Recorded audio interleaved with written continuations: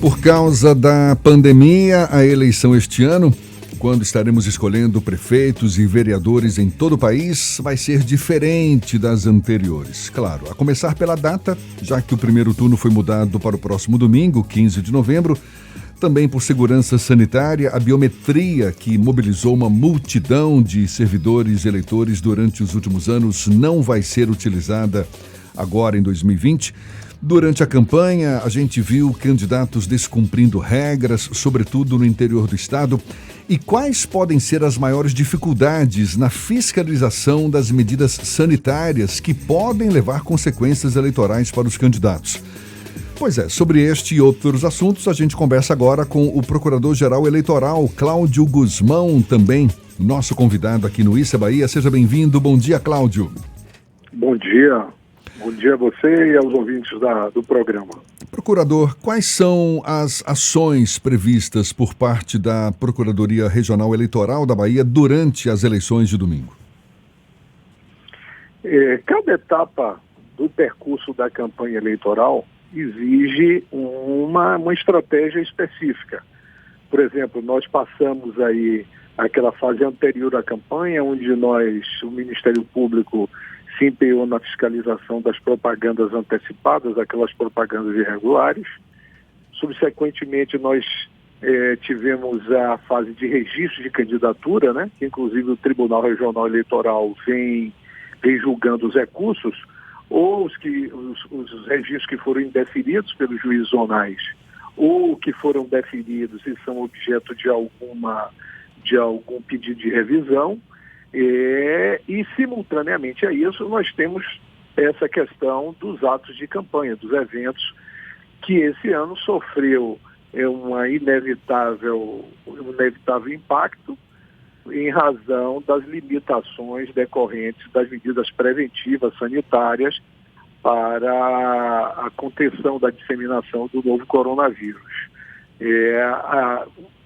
Nessa etapa final, como houve um crescente da atuação da Justiça Eleitoral provocada pelo Ministério Público ou por outros candidatos e partidos no tocante a impedir atos de campanha que gerem aglomeração, atualmente a única iniciativa nesse campo que está sendo tolerada são as carreatas dentro dos parâmetros fixados pelo tribunal. O ideal seria que houvesse um bom senso, né, coletivo de candidatos, partidos e coligações e uma própria consciência também dos cidadãos, dos eleitores, dos apoiadores, de que todos os setores da nossa vida, de alguma forma, sofrem impacto.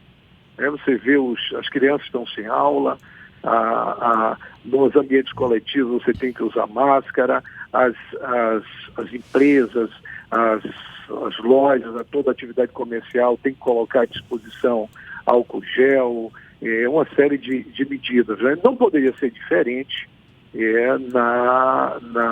em razão da campanha eleitoral. Nós tínhamos duas alternativas: ou adiávamos a eleição até pós-vacina, ou fazíamos a campanha assegurando essa salutar rotatividade no exercício dos cargos eletivos, mas submetendo-se a esse condicionamento atípico, excepcional.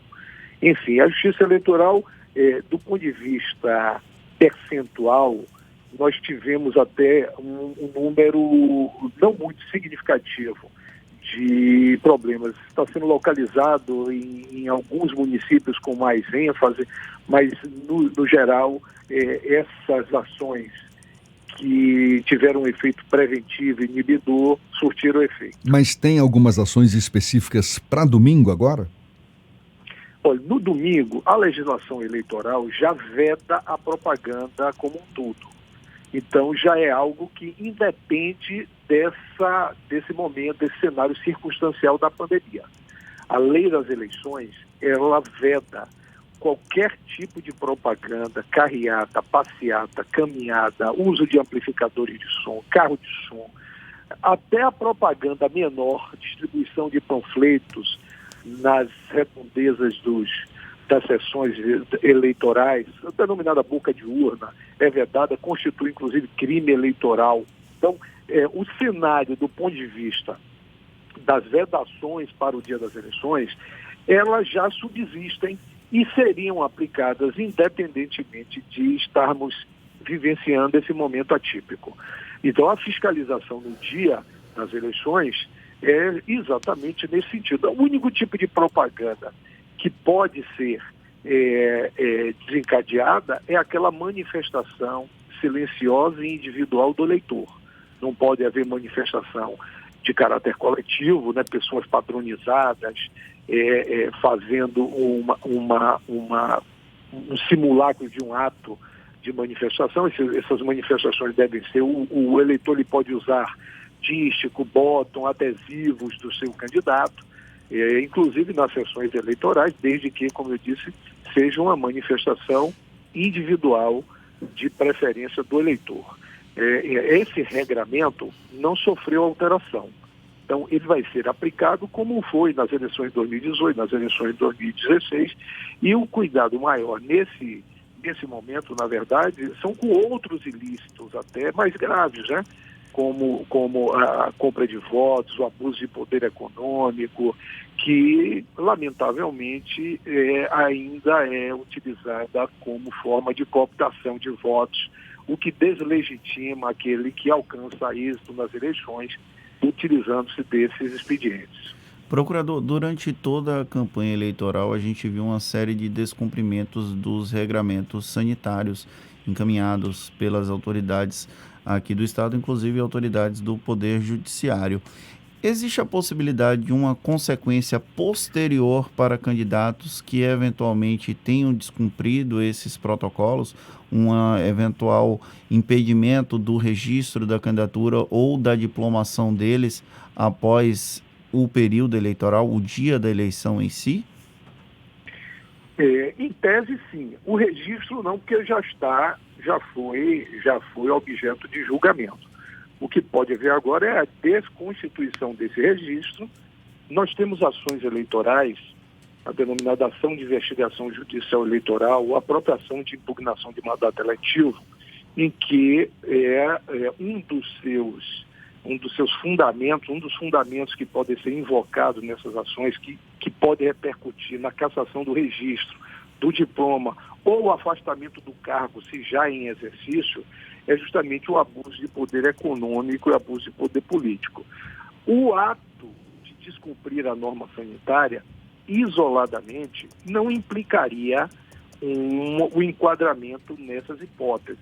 Contudo, esses eventos de campanha, eles tiveram uma magnitude, né? Eles são eventos expressivos do ponto de vista até de uso de equipamentos diversos.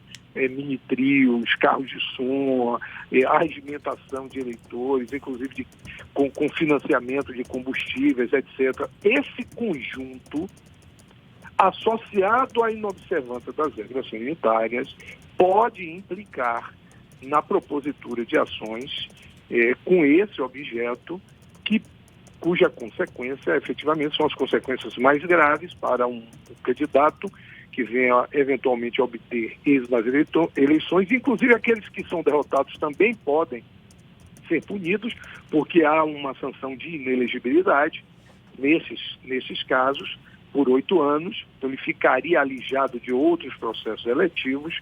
Enfim, mas isso vai depender muito do cenário concreto de cada local. Um evento isolado de descumprimento de norma sanitária não teria magnitude para produzir esse resultado. Mas nós temos já informações de municípios com reiteração de condutas nesse sentido, porque se você for observar a legislação eleitoral, o juiz eleitoral, a pandemia ela trouxe mais um ingrediente, um tempero que nós não precisávamos, porque a eleição municipal já é uma eleição de complexa gestão. Por quê? Porque quanto menor o município, não raro, mais acirrada a disputa. Então você já tem aquela divisão de grupos, as famílias, inclusive, até se dividem no período eleitoral, enfim. A pandemia, o juiz ele teve que tentar conciliar, e a atuação do promotor eleitoral, a realização de atos de campanha que são legítimos, sobretudo em eleições municipais, o corpo a corpo, com as limitações de ordem sanitária. Em algum momento, houve um descompasso nesse sentido, em razão dos parâmetros fixados pela autoridade sanitária. Esse aspecto, isoladamente, não diz respeito ao processo eleitoral. Se há de convir que essa é uma matéria de cunho administrativo extra-eleitoral. Só que ela passou a ser agregada porque nós temos eventos de campanha que geram aglomeração. Então, é um cenário totalmente atípico. A Justiça Eleitoral, inclusive, é um desafio porque é algo novo. Nós não temos sequer referencial narrativo de como lidar com essa situação. As estratégias e a atuação, ela foi se construindo ao longo do tempo. Então, hoje, nós temos esse panoramas em determinados municípios em que, efetivamente, houve uma reiteração de conduta deliberada com atos, como eu disse, que se revestem de uma magnitude, de uma expressividade, e associando todos esses fatores qualificados pela inobservância da regra sanitária, podem sim ensejar consequências graves para quem inobservou o comportamento exigido. Uma outra questão é que, tradicionalmente, a Procuradoria Regional Eleitoral recebe denúncias dos próprios cidadãos de descumprimento de normas legais ou de situações como compra de votos, situações que a gente sabe que, infelizmente, ainda acontecem. Durante esse período eleitoral de 2020, o senhor observou algum tipo de aumento ou redução desse tipo de denúncia feita pelos cidadãos à Procuradoria Regional Eleitoral? Não, nunca diminui, né? Com o aumento da consciência cidadã da nossa sociedade, de cobrança, de responsabilidade dos gestores, de que são pessoas que devem submeter a princípios elementares éticos e de conduta, só aumenta, né, essa provocação ao Ministério Público. E nós recebemos diariamente uma série de representações, de notícias, de fatos possivelmente ilícitos, na visão de quem traz ao nosso conhecimento. Muitos deles, efetivamente, não procedem. Os promotores eleitorais, como se trata de eleição municipal, a atuação imediata é da promotoria eleitoral, que atua perante a respectiva zona que envolve o município em que aquele fato teria ocorrido. A atuação da Procuradoria e do Tribunal se dá subsequentemente em grau de recurso quando esses casos são submetidos ao colegiado. Mas, enfim, eu determino a distribuição desse material, quando é na capital, que nós temos vários promotores, ou mando para a promotoria eleitoral. Nós temos município do interior em que só há um promotor. Então, os promotores instauram procedimentos investigatórios e para confirmar a veracidade daqueles fatos e adotar as medidas institucionais cabíveis. Esse número só aumenta. O Ministério Público também, independentemente de provocação, ele tem autonomia para agir de ofício, ou seja, se há uma publicação numa revista ou no jornal, no seu programa de rádio, de uma possível ilicitude, não precisa haver uma provocação formal do órgão, nós instauramos de ofício um procedimento para apurá-lo e adotamos. Essas ações a que eu me reportei, elas têm o prazo até a diplomação ou de 15 dias a contar da diplomação, no caso da ação de impugnação, para serem ajuizadas. Então, o Ministério Público tem esse tempo para instruir essas notícias de fato, reunir elementos de prova, porque uma ação eleitoral dessa tem que ser intentada com responsabilidade. Você não vai assacar de maneira temerária uma imputação contra um candidato sem elementos convincentes de prova, até porque a instrução desses processos em juízo é célere. E o que mais fulmina essas ações, sobretudo aqui no âmbito do tribunal, é a fragilidade de provas. Então é necessário que haja uma reunião de elementos que permitam formar um convencimento seguro, porque as consequências são graves.